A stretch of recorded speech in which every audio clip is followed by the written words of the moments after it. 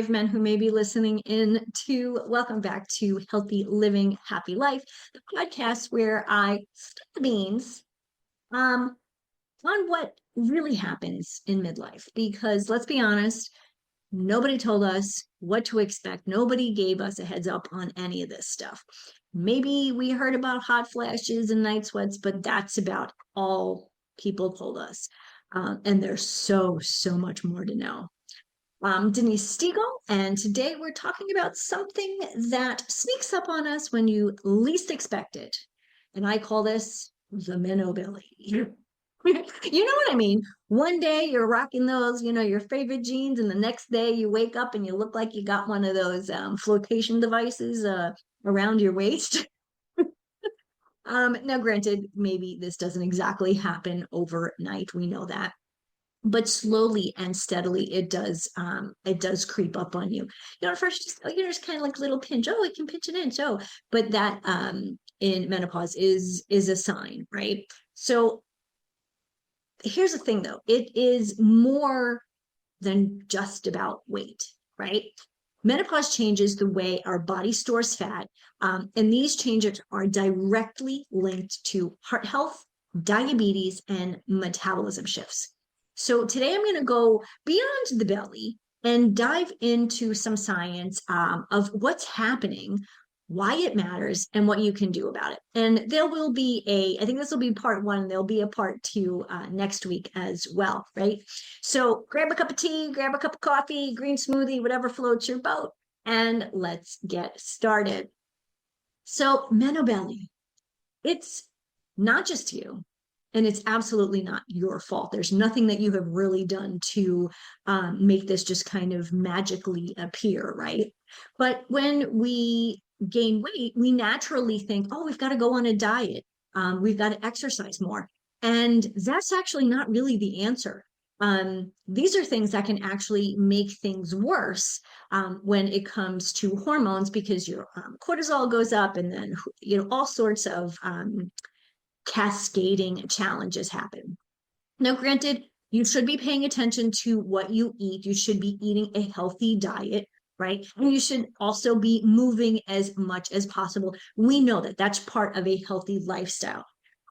What used to work, even last year, 5 years ago, 10 years ago, does not work anymore.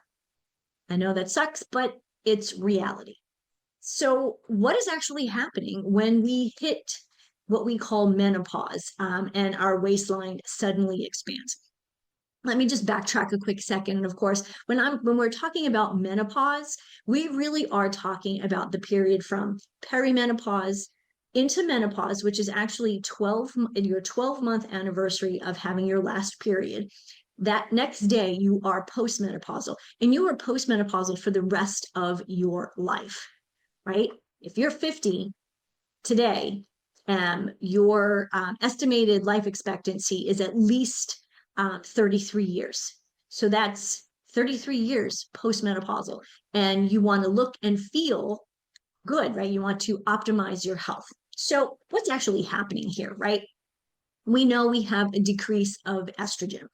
So as the estrogen is decreasing, it's increasing fat storage. And I'll talk about fat a little bit more in a minute.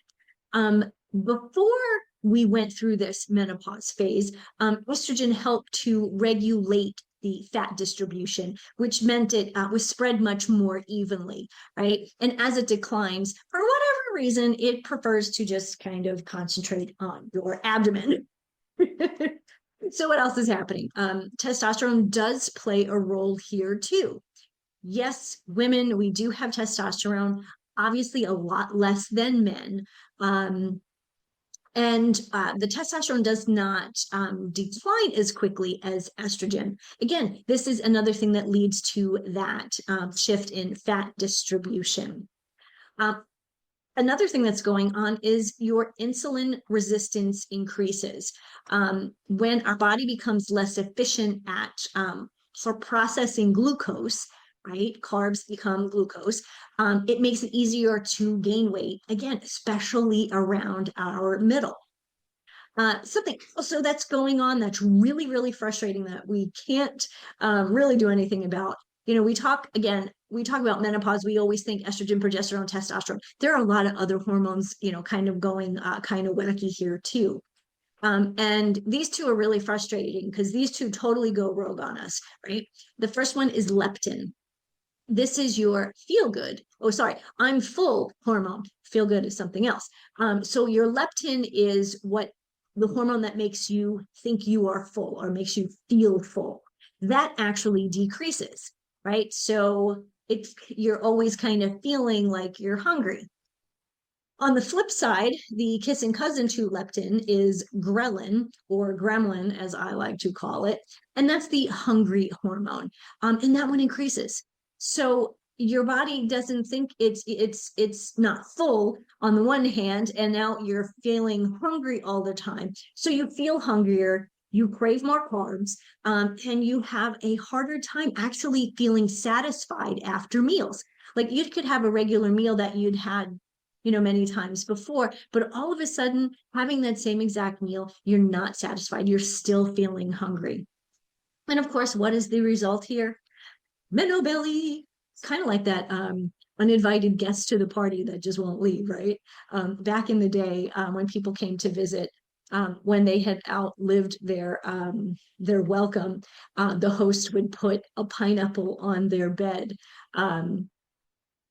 Basically to say, okay, thank you very much for coming to visit. Now get the heck out of here. Now, if we can only do that with Meno-Belly and say, okay, we're done with you, get out of here, wouldn't that be easier? But here's the thing, though, with this Meno-Belly, with that weight around your abdomen. Your pants don't fit the same. Dresses don't fit the same. Tops don't fit the same. And what we tend to do is we tend to wear clothes that kind of hide the Meno-Belly, but at the same time, as we're doing that, we actually kind of accentuate the fact that it's there, right? So it's really more than what you look like or how you look. Now, of course, that obviously plays a big role in the way we feel about ourselves, our confidence. That is something very important. I'm not touching on that today. So I don't want to dismiss the fact that when we don't look good, we don't feel good, our confidence kind of goes in the toilet, right? That is very important, but we're not going to go there today. Okay.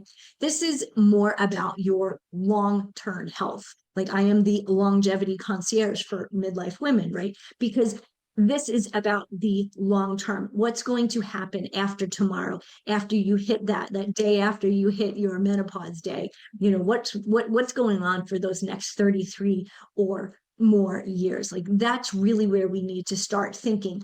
Yes, today, if we're dealing with symptoms, we need to take care of those. And there are lots of ways we can do that. But truly, this is truly going to affect your long-term health. How you look is one thing, but how you feel, and literally whether you have a disease or illness or not. So let's talk a little bit about the menopause heart connection, a little bit more, and why this belly fat is that red flag. Once you start to notice that, it's like, okay, something more is going on here, right? Because it is more than a hormonal shift. This is a cardiovascular event. Now, I know that sounds dramatic, but stay with me here. Some of this information is eye-opening because it's not something that we have been told. Now, if you are like me and you've done research, for me, I've done many, many years of research because I started perimenopause when I was in my mid to later 30s and really experienced some serious symptoms. So for me, this is not news. Though interestingly, every time I read something new or there's a new research, I'm always surprised by the research. These are things that some of these things are is information that they kind of did know. I mean, there's 50 years of research on estrogen, but it's really only been coming out in the last maybe 10 or 12 years. And for some people, not even that, because we know our gynecologists and many of our doctors are really not versed in the research or the information that's out there. They're just not reading the information. So, did you know that cardiovascular disease is the #1 killer of postmenopausal women? Not breast cancer, so we're all afraid of, right? Not osteoporosis. Heart disease. So what's happening to your heart during menopause, right? Estrogen protects our blood vessels. Estrogen is a cardioprotector. So when it declines, our arteries become stiffer and less flexible. That increases our blood pressure. As I mentioned before, there are 50 years of studies that estrogen prevents, or more truthful, let's actually use a better term, lowers your risk of heart disease, because nothing is 100% preventable, right?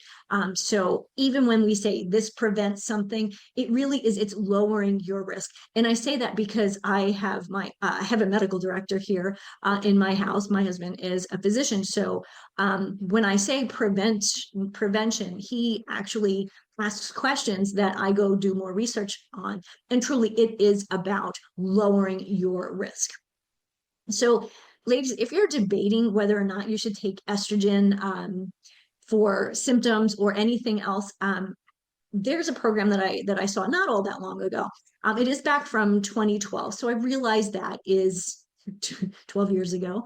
But it really was a great program that had several doctors speaking on estrogen and why this is important for women to start estrogen and HRT hormone therapy. You know, there are many different aspects to that. Again, whether you go traditional or bioidentical, whatever that may be.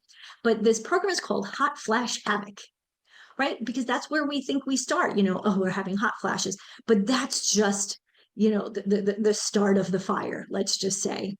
Again, it's called Hot Flash Havoc, and truly, in 1 hour, you will have a better understanding of the role of estrogen on your overall health. Not just that, but how well you feel, quality of life. I know so many older women, my mother included, who have all sorts of minor things, but they kind of add up. One, thyroid disease, your hormones, when your hormones are not doing what they're supposed to be doing, because I mean, let's be real, at some point in the life of a human, you know, we didn't live this long, but we're living pretty long now. So it's really important to understand that the role of hormones in your entire body, I mean, estrogen has something like 400 jobs to do. We're talking about one or two, right? And it does so much more. So really, really an important to understand. Again, it's called Hot Flash Havoc. I did find it on YouTube. That's really the only place I could find it. So please take the time to look at that. I'm always going to be here to give you some statistics and to give you some resources. And this is one that I found really, really helpful based on some of the information. So what else is going on? Like I said, it's just not one thing, right? So your cholesterol levels change. Yep, cholesterol, you know, those, you know, you got to get your good cholesterol and your bad cholesterol. Yeah, your LDL, that's your bad cholesterol, actually increases. Great, right? Not anything you're doing. It just increases, which raises your risk of artery clogging plaque, which can increase your has your heart pumping harder, which eventually can cause stroke and heart attacks. So, well, that sucks. I don't know about you, but I don't want that to happen. So we need to pay attention to that. And then, of course, on the flip side, your HDL, which is your good cholesterol, of course, goes the opposite way, right? Of course, one goes up, one goes down, meaning your heart has less protection, obviously, right? So the next piece I want to talk about is fat. I mean, that's kind of what we started talking about, right? The Meno-Belly, the fat around the abdomen. So there are two types of fat. Two types. Now, if you're looking at me on video, I just have 4 fingers, 2 on each. Only 2 types of fat. Subcutaneous fat, and that's the fat that's under your skin that is kind of throughout your body. You know, you can kind of pinch it a little here, when you kind of do that test said before, like pinch an inch on your waist, that's the subcutaneous fat. And that's usually more equally distributed around your body, and can be adapted through your lifestyle modifications, right? If you exercise a little bit more, you do some weightlifting, you'll notice that that type of fat can go away, right? Um, the other type, and this is the not so good type, is the visceral fat. And that is the deep belly fat. And unlike the fat that's on your hips and thighs, and maybe even a little here on your arms, visceral fat actually wraps around your organs. Okay. Important to know. This increases inflammation and can lead to high blood pressure, stroke, and diabetes. These are really not fun things, right? High blood pressure, stroke, this is all heart disease. Diabetes can directly lead to heart disease. Oh my gosh, these things are all connected, right? So we want to make sure that we are cardio protecting, we are protecting our heart health. Now, in some degree, or to some degree, we do need some visceral fat to support the organs, right? Again, but too much is going to lead to insulin resistance, inflammation, and like I said, all of those challenges with metabolic syndrome, right? Women who experience menopause and postmenopause actually fight with this more than women kind of in that post menopause, that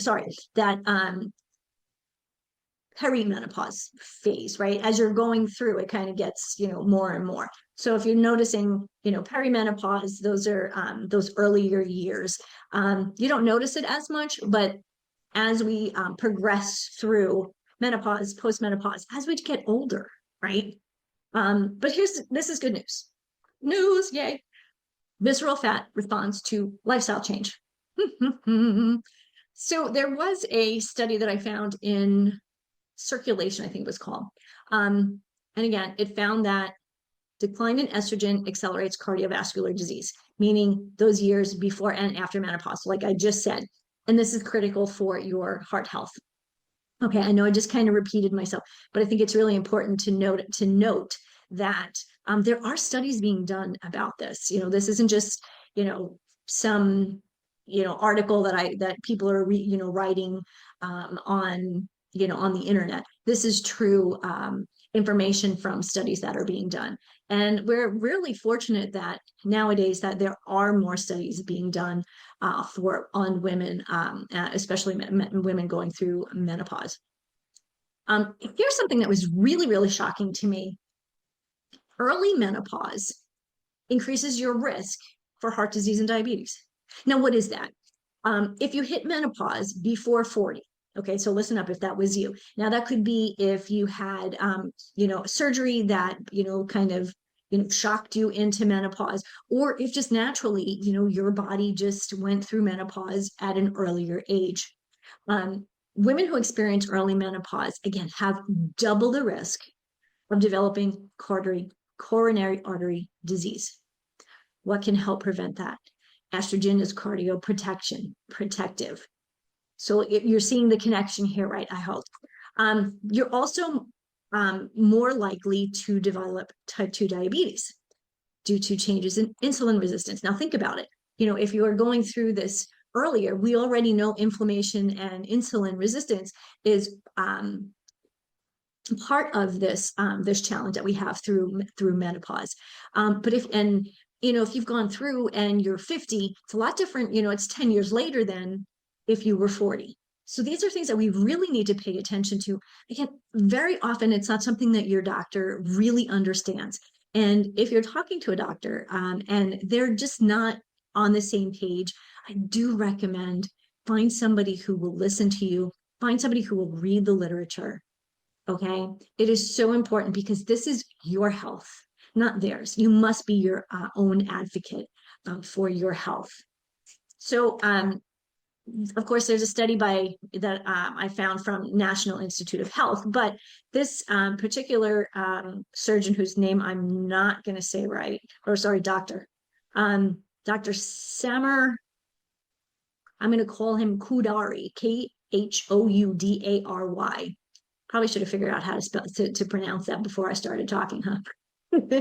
He is actually a leading menopause researcher. So I'm doing more research on him, on his research. And he put it this way: over the last 2 decades, we've learned a lot about how menopause contributes to heart health. Hot flashes and night sweats aren't just annoying, they are linked to greater risk of high blood pressure, greater strain on your heart, i.e., coronary heart disease, potentially heart attack, which I started to say earlier in this conversation is the number one killer of postmenopausal women. All tied up in a little nice little bow, right? So when you think menopause, it's just, yes, we are dealing with the night sweats and the mood swings and all of that, but think beyond that. We need to think about our heart and what's really going on. What is taking care of our heart, or the opposite, harming our hearts. So what do we do, right? This is all great information, Denise, but now what do I do? You're not powerless here.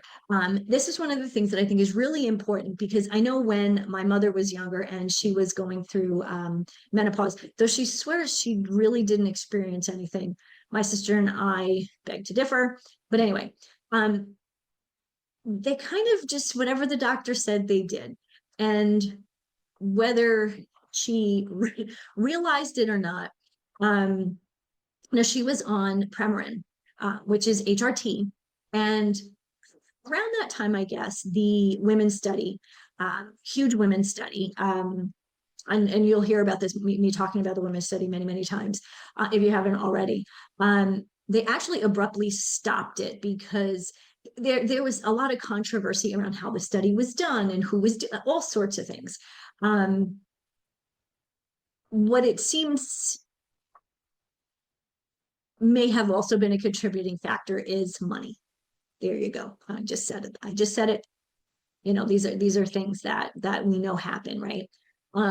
But what we're finding is that people are studying menopause more, older, mature women. Now, again, the study, the women's study, just to mention, they were really focused on heart disease and breast cancer, but their people were put on estrogen at a much later age. So the women that I'm talking to here, ladies 45, 50, 55, 60, depending on where you are in your phase of menopause, they do say within 10 years of menopause, that's kind of the sweet spot for taking estrogen. Now, there was a lady on that program that I mentioned, Hot Flash Havoc, who was 80 years old, and she's still taking estrogen. And listen to her, because her conversation is really poignant. And I think for many women of her age, had they had the opportunity to stay on hormones for a longer period, they would be struggling with fewer challenges, whether it's high blood pressure, high cholesterol, thyroid issues, brittle hair, all sorts of things, right? But anyway, so like I said, you're not powerless. You can do something. And so here's just a couple of quickie things. And again, this will be part one. There'll be a part two. The first and foremost, and I've heard this so many times, and as an athlete, I've always paid attention, but not as closely as I did when I really started to experience menopausal symptoms. Now, again, I started experience perimenopause at 37, but I was in my early 40s when I started to really struggle. So strength training, non-negotiable, ladies. And I don't mean just picking up a 5-pound weight. I could do this. No. Now, I'm not saying that you need to, be a Olympic weightlifter, but your muscle mass naturally is going to decline during menopause, especially post-menopause. Lifting weights will reverse that. And you can't reverse it when it's gone so far. When you've completely lost all your muscle mass, you can't build it. But you can keep it, you can actually keep yourself from losing it, right? If you're doing strength training now, at 50, and I'm going to just keep saying 50 because 50 is kind of a round number, right? If you start your training now, hopefully you've been doing some weight training, but at this stage, this is where you need to start. I would recommend find somebody who understands weightlifting for menopausal women, because it's different. It just you need something different. Again, I mentioned earlier, what worked then doesn't work now, and you even need to strength train very differently. Why do we want more muscle? One, we look good. We look better when we have more muscle, right? But more muscle equals a higher metabolism, equals less belly fat. Go back to the belly fat, right? Go that Meno-Belly. We get rid of the Meno-Belly. So it's recommended a couple of times a week, 2-3 times a week, can reduce visceral fat. Again, as menopause is different for all of us, training is going to be different for you too. And again, depending on where you are, if it's perimenopause, you may feel you have less energy than you do when you're postmenopause. I mean, it's crazy how everybody just experiences things very, very differently. So you need to find what works for you. And this is the number one thing that I talk about all the time, really. It's eat real food. You need to balance your plate to balance your hormones, right? And we can balance our hormones as much as we can with our food and our lifestyle.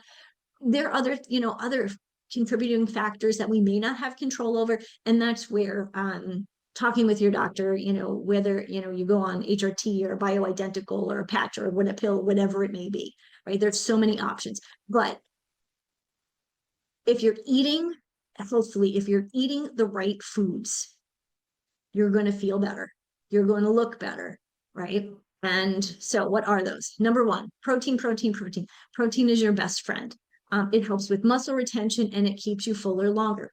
Now, I was always one of these people who wanted to be a vegetarian, and I do follow still a very plant-forward diet, but I make sure first and foremost, I get my protein.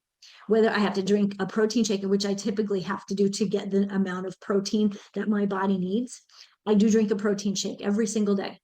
I tend to like a cleaner protein shake, and this one that I really like is a plant-based one.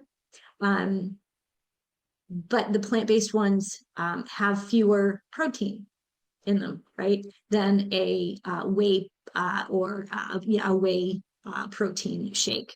I mean, for example, the one that my husband has is a regular one that we just buy at the store, and it's got 40 grams of protein. The Kachava that I buy from their website, it has 24. So that's about half. So if you think about it, yes, I'm a woman and I'm smaller, but still I need to focus on my protein. So every now and then, when I know I've been low for the week, I make sure that I take one of his protein shakes. That's how we go through them. He's like, where did they all go? I'm like, well, I don't know. You must have drank them. Anyway, so protein, protein, protein. Fiber. Fiber helps stabilize your blood sugar, right? And stable blood sugar, stable energy levels, right? So that's a good thing. Healthy fats, avocados, nuts, olive oil. People will always say to me, oh, but Denise, they have more calories. Yes, I don't care. We know that these are foods that support our heart health and our hormone production. Now, I'm not saying to eat a freaking avocado every freaking day, okay? That's not what I'm saying. But I am saying to add avocados, add some nuts. And nuts, I have a friend who used to have, get one of those big jars, here we go, big jars of nuts at Costco. And in a week, the whole thing would be gone because every time he walked by it, he would grab a handful of nuts. And so maybe he did this 3 or 4 times a day, right? And sometimes he would miss lunch, and that would be another handful of nuts, which they're great, except yes, they do have a ton of calories. So, when it comes to calories, you have to make sure that you're balancing, as I started to say, balancing your plate to balance your hormones, right? You can't just be eating fat. You need to be eating some protein, and you do need carbohydrates, which is the next one. And that is, you want to get rid of the refined carbs and simple sugars, which spike your insulin or some body fat, right? Instead, you want to make sure you're eating whole grain carbs, your healthy carbs, your fruits, your vegetables, your whole grains, your beans and legumes, seeds and those kinds of things, right? Those are the healthy carbs. I mentioned a few minutes ago that, my heart of hearts, I want to be plant forward, or plant-based. Well, guess what? If I'm eating these healthy carbs, I am plant forward, right? I'm focusing on them as well as my protein. I know the amount of protein I need to get every day. I do try to get a close to 100 grams. Now, sometimes it's closer to 80 grams, and I'm okay with that. So that is important. But when I'm making a meal, there absolutely has to be veggies along with that protein and a healthy fat. And with your healthy fat, if it's olive oil, you just need a little bit of olive oil. If you're having a salad, use a really good quality olive oil. You just need a little sprinkle, a little dabble or whatever, give it a name. So the third piece, when it comes to some of the things you can do, and I said this before, you want to move more, sit less. So I'm sitting down now doing this podcast, and it's about 3:30 in the afternoon. I sat down about 25 minutes ago when I started this podcast. The rest of the day, I have a standing desk. The rest of the day, since I got down to my office, I've been standing. Now, when you're standing, think about this. I'm not standing still like a soldier. I don't know how they do that, by the way. I'm kind of moving, from one foot to the other. I'm not necessarily just, standing like a soldier, but I'm moving. There is movement there. And if you just 30 minutes a day, can lower your blood pressure and help with weight management. Now, I always recommend a little bit more than that, but if you're just starting, you got to start somewhere, right? The other thing that I think is really important, and this is something that I'm not always great about, stretching, flexibility. So yoga, Pilates, those are great things to keep your joints happy, basically. They're low stress. Even swimming is a full body exercise. But it's easy on your joints because you're buoyant in the water, right? And then the last piece I'll just mention is managing your stress. Earlier I said, we think of estrogen, progesterone, and testosterone are really the hormones in question, but there are so many more that, I mentioned ghrelin and leptin. How about cortisol? Yes, cortisol affects your belly fat. It's kind of like, when you have a lot of stress and a lot of cortisol, it's like, cortisol belly magnet. Oh my gosh, it just sucks right there. Chronic stress increases cortisol. Now, so many of us are running ourselves ragged. We're busy doing this, going here, saying yes to things that we don't really enjoy or are that interested in. We're constantly looking at the news and looking at social media. And all of these things increase our cortisol because it's stressful. I don't know how many times, and I'm pretty good about not looking at my phone most of the day. In the morning, I will take a look at social media, see what I need to do for my business. But the rest of the day, because it's all a bunch of crapola. Like there's nothing on social media that I really need to know. Now, if I need news, things like that, I know where I can find a good source of news. But I go and it's on for 1 hour, maybe a half an hour, and that's it. Right? We need to learn how to step back from all of the noise and all of the stress that we can't control. Right?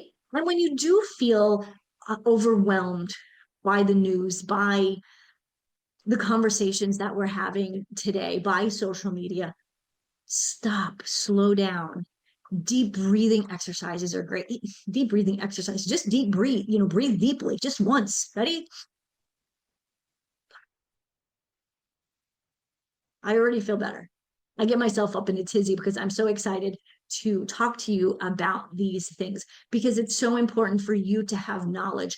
The knowledge that you have will help you to live better, feel better, and really be able to enjoy your life, today, tomorrow, and in those 33 years plus post-menopause, right?